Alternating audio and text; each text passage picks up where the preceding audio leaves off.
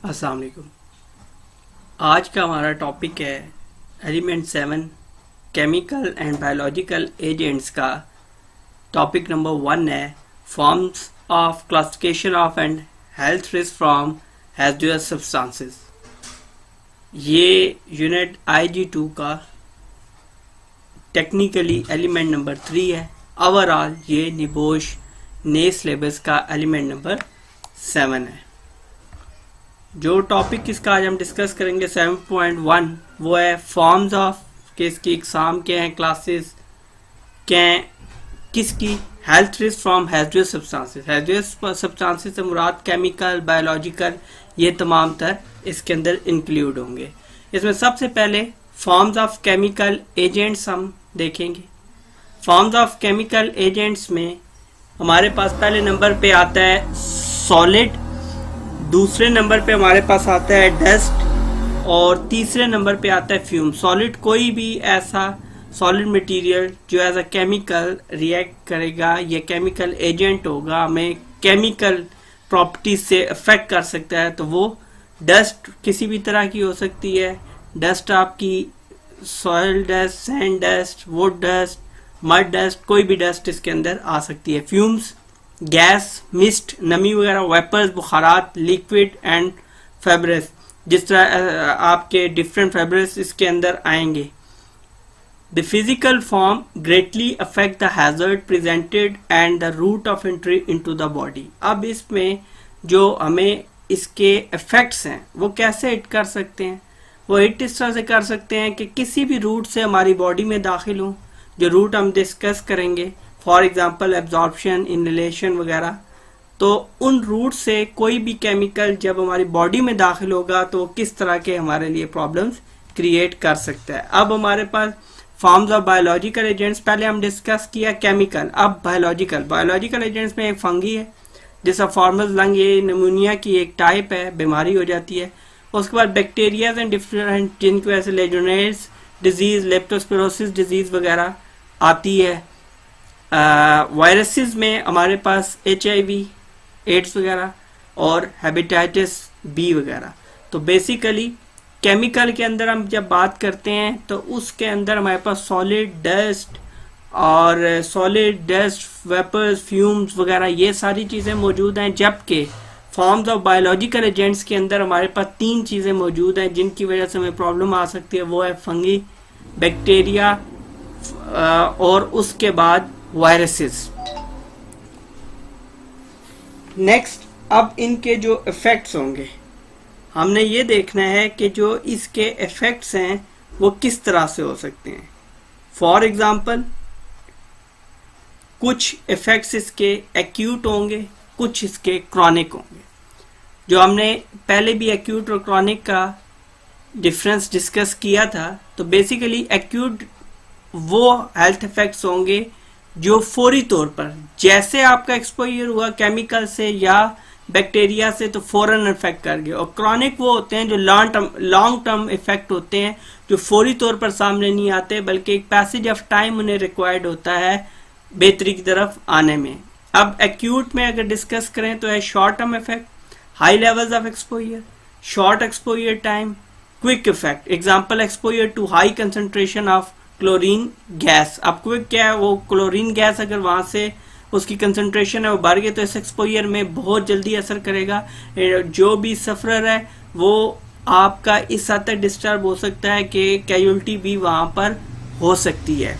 जबकि chronic effects वो effects हैं जो कुछ पैसेज ऑफ टाइम उन्हें रिक्वायर्ड है, फौरी तौर पर नहीं होंगे। Lower levels of exposure, come exposure होगा, लेकिन जब देर पा इससे कोई इफेक्ट होगा तो वो फिर जानलेवा साबित होगा। जिस तरह long exposure time, example multiple exposure to asbestos से जब मल्टीपल एक्सपोजर होगा बहुत ज्यादा, तो वो सडनली कोई उसके ऊपर एक्शन नहीं डालेगा, बल्कि कुछ टाइम के बाद उसको लंग्स कैंसर या इस तरह की किसी भी लंग डिजीज में मुब्तला कर देगा।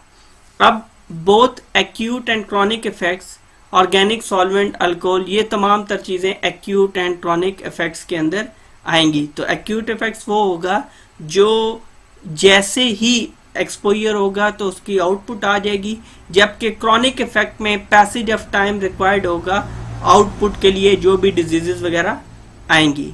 अब classification of chemical hazards to health. अब इन केमिकल्स की क्लासिफिकेशन क्या है? क्लासिफिकेशन के एतबार से यहाँ पर हमने इनको डिवाइड किस तरह से किया है। पहले आगे हमारे पास physico-chemical effects, highly flammable, explosive और oxidising.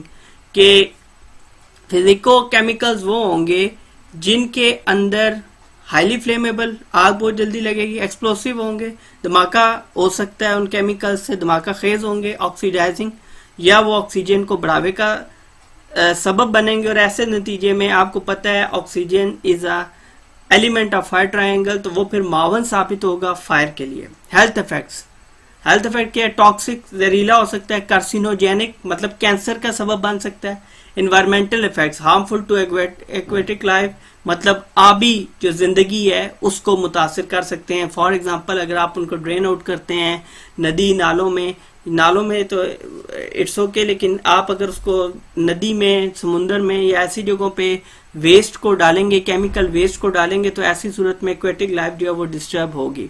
European regulation EC number 1272 और 2008 ऑन। अब ये रेगुलेशन है बाकायदा, CLP रेगुलेशन इसको बोलते हैं, क्लासिफिकेशन, कि आप जो केमिकल हैजर्स केमिकल यूज कर रहे हैं उसकी क्लासिफिकेशन करें। लेबलिंग, उसकी बाकायदा तौर पर लेबलिंग करें कि कौन सा मटेरियल है, इसके इंग्रेडिएंट्स क्या हैं, इसकी प्रिकॉशन, इसके हैजर्ड्स क्या हैं, इसके प्रिकॉशंस क्या हैं। And packaging of substances and mixtures, CLP regulation, complete name है CLP regulation, classification, labelling and packaging of substances and mixture. अब उसके बाद एक्यूट टॉक्सिसिटी, स्मॉल डोजेस काज डेथ और सीरियस इलनेस। एक्यूट नाम से जाहिर है कि फौरी तौर पर एक्सपोजर के बाद असर दिखाएगा। टॉक्सिसिटी कि जहरीला है तो वो फौरी तौर पर जानलेवा साबित हो सकता है। स्किन क्रोयन इरिटेशन, स्किन क्रोयन होता है स्किन को जंग वगैरह लग जाना, और इरिटेशन जिस किसी भी चीज से जिससे आप इरिटेट हो रहे हैं, आपकी स्किन इरिटेंट्स वो होते हैं जिसकी वजह से आपकी स्किन के ऊपर जो है रैशेज या इस तरह के प्रॉब्लम्स आते हैं, जिसकी वजह से आपके जो टिश्यूज होते हैं वो डैमेज होना शुरू हो जाते हैं। डिस्ट्रॉयज लिविंग स्किन टिश्यूज और कॉजेज इन्फ्लेमेशन।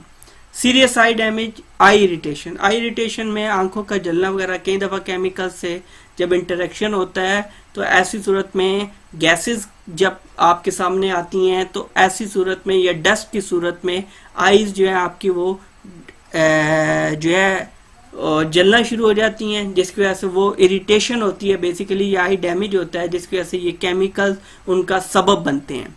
नेक्स्ट रिस्पायरेटरी और स्किन सेंसिटाइजेशन। अब रिस्पायरेटरी और स्किन में क्या है? रेस्पिरेटरी में क्या होगा जी? कोई भी सांस लेते हुए जिसका दमा हो जाए, कॉजेज दमा, एलर्जिक डर्मेटाइटिस। और स्किन सेंसिटाइजेशन में क्या होगी? एलर्जिक डर्मेटाइटिस, जिसको हमने पहले डिस्कस किया था कि किसी भी जगह पे केमिकल या लिक्विड पेट्रोल ऑयल वगैरह जब गिरता है तो उसकी वजह से स्किन में क्रैक्स पड़ना शुरू हो जाते हैं।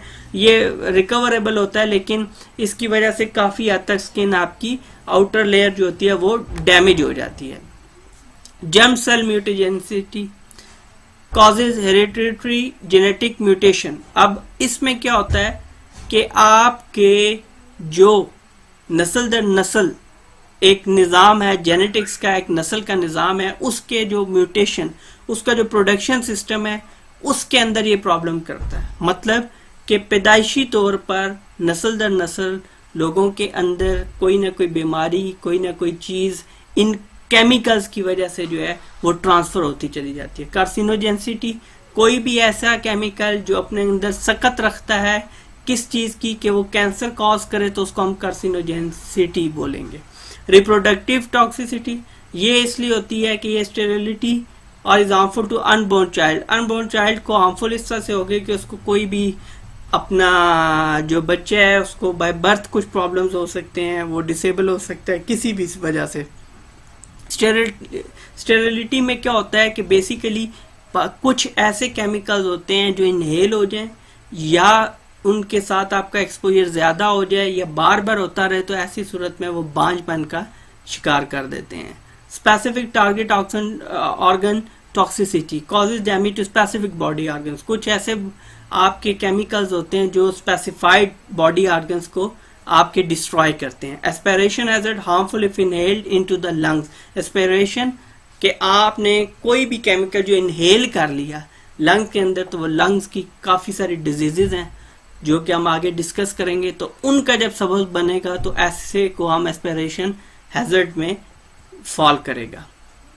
अब जी सेंसिटाइजिंग एजेंट्स केमिकल्स, तो दो तरह के सेंसिटाइजर्स हैं, एक रिस्पिरेटरी और एक आपके स्किन। रिस्पिरेटरी में क्या होगा, यही कि आपके सांस के जरिए अंदर गए, वुड डस्ट, फ्लोर डस्ट, ये आइसोसाइनेट्स वगैरह, ये जब भी अंदर जाएंगे दमे वगैरह का सबब बनेंगे। जबकि स्किन सेंसिटाइजर में मैंने जिस तरह डिस्कस किया, डर्मेटाइटिस वगैरह की तरह की कोई भी बीमारी आपको हो सकती है। अब डर्मेटाइटिस क्या है, non infectious skin condition where the skin becomes dry. ठीक हो गया, इन्फेक्शन नहीं होगा लेकिन क्या है, skin become dry, flickery, cracked and painful. वो क्रैक्स पड़ जाएंगे बॉडी के ऊपर जिसकी वजह से आपको पेन होगी, और ये जो है ये आपका रिकवरेबल होता है अगर अर्ली स्टेजेस पे आप इसकी ट्रीटमेंट स्टार्ट कर दें। प्राइमरी कॉन्टैक्ट डर्मेटाइटिस क्या होंगे और एलर्जिक और सेकेंडरी कॉन्टैक्ट डर्मेटाइटिस क्या होंगे, मैं यहाँ पे आपको क्लियर करूँ। Skin reacts at point of contact only, remove agent and skin recovers. Sensitisation reaction dermatitis all over skin. अब जो प्राइमरी कांटेक्ट होता है उसमें क्या है कि डायरेक्टली कोई भी केमिकल के साथ आपका जो है स्किन जो है उसका कांटेक्ट रहा, पॉइंट ऑफ कांटेक्ट रहा, तो जितनी देर तक रहा उतनी देर तक उसमें डर्मेटाइटिस रहा। जैसे ही आपने रिमूव किया डर्मेटाइटिस खत्म हो गया। एलर्जिक और सेकेंडरी में क्या होता है कि आपका जब वो केमिकल किसी बॉडी पे लगता है तो उससे वो पूरी बॉडी के ऊपर फैलना शुरू हो जाता है, तो इसकी वजह से आपको जो है इसका एलर्जिक और सेकेंडरी जो कांटेक्ट होता है उसमें फिर आपको ये फैलता है पूरी बॉडी पे, तो फिर उसके लिए प्रॉपर ट्रीटमेंट की आपको जरूरत होती है। तो ये हमने पहला इसका टॉपिक डिस्कस किया, forms of classification of chemical and biological agents, और देखा कि इनसे हैजर्ड्स क्या हैं, ये किस कैटेगरी में फॉल करते हैं, और इसी तरह हमने देखे सेंसिटाइजिंग एजेंट्स कैसे हैं। बहुत जल्द इसके अगले lecture assessment of health risk में आपसे मुलाकात होती है। तब तक के लिए अल्लाह हाफिज।